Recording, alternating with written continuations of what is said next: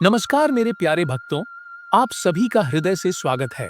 आज की इस विशेष और अत्यंत महत्वपूर्ण जानकारी के साथ मैं आपके समक्ष उपस्थित हूँ।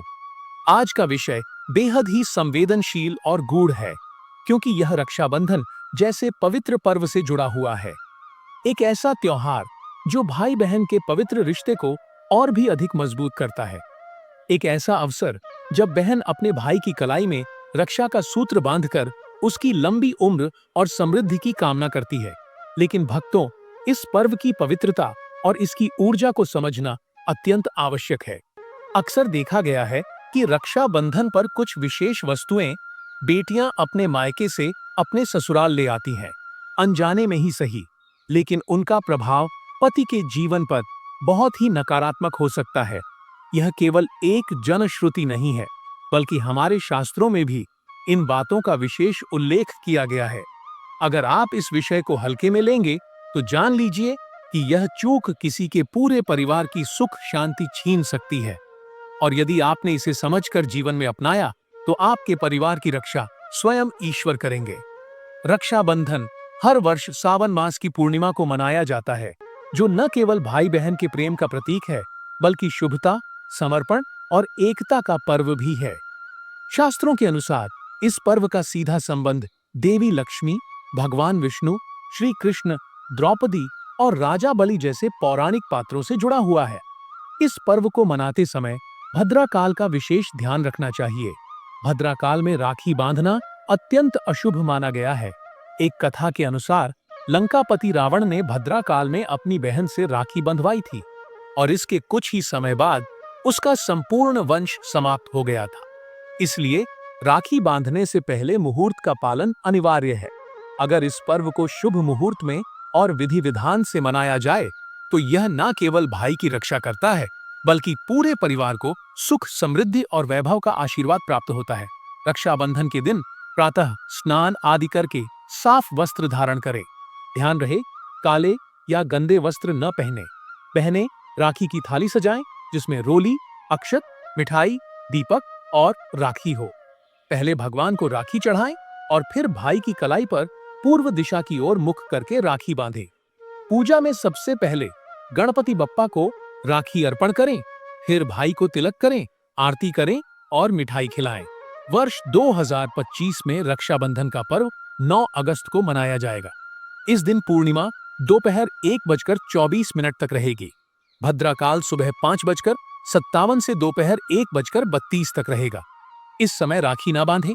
राखी बांधने का शुभ समय दोपहर 1:32 के बाद रहेगा और शाम तक कुल 7 घंटे 48 मिनट तक यह अवसर मिलेगा।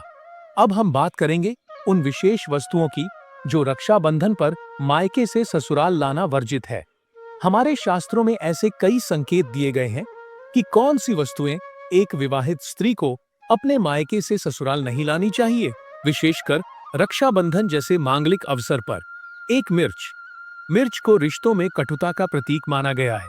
मान्यता है कि मिर्च ससुराल लाने से पति पत्नी के बीच कड़वाहट और मतभेद उत्पन्न होते हैं, झगड़े बढ़ते हैं, वाद विवाद होते हैं और प्रेम की जगह तकरार घर कर लेती है। अगर आप चाहती हैं कि आपके दाम्पत्य जीवन में मिठास बनी रहे, तो मिर्च को अपने मायके में ही छोड़ आइए। दो धारदार वस्तुएं। तेज चीजें जैसे चाकू, छुरी, कैंची आदि लाना अत्यंत अशुभ माना जाता है। इन वस्तुओं को ले जाना रिश्तों की गरिमा को काटने के समान है। यह घर में आपसी मेलजोल को नष्ट कर सकता है, विशेषकर पति पत्नी के बीच संबंधों को प्रभावित करता है। धारदार वस्तुएं वैवाहिक जीवन में क्लेश को जन्म देती हैं। 3 अचार, विशेषकर खट्टा अचार, जीवन में खटास लाता है। हमारे बड़े बुजुर्ग सदियों से कहते आए हैं कि शादीशुदा बेटी को मायके से अचार नहीं देना चाहिए। यह छोटे छोटे झगड़ों को बड़े विवादों में बदल देता है। यदि आप ससुराल में स्नेह, सम्मान और आदर पाना चाहती हैं, तो अचार जैसे खाद्य पदार्थों से परहेज करें। चार चूल्हा यह सबसे गंभीर चेतावनी है।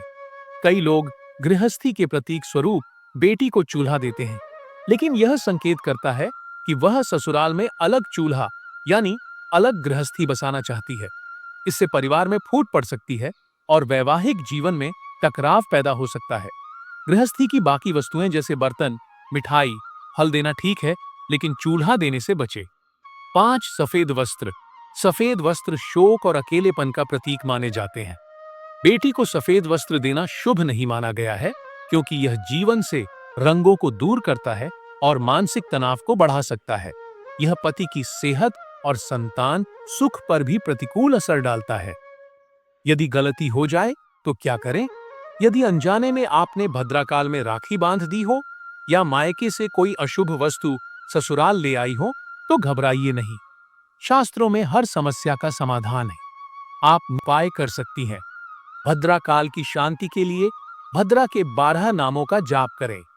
भद्रा माता की तस्वीर पर दीपक जलाएं और पूजा करें। पीपल वृक्ष पर राखी चढ़ाएं। अगर मायके से कुछ अशुभ ले आई है, तो पीपल के पेड़ पर तिलक करके एक राखी बांध दें। मिठाई अर्पित करें और प्रार्थना करें कि घर की नकारात्मकता दूर हो। गुरुवार को केले के पेड़ की पूजा करें। इससे वैवाहिक जीवन में आने वाले संकट दूर होते हैं। भाई के नाम से भगवान गणेश को राखी बांधें।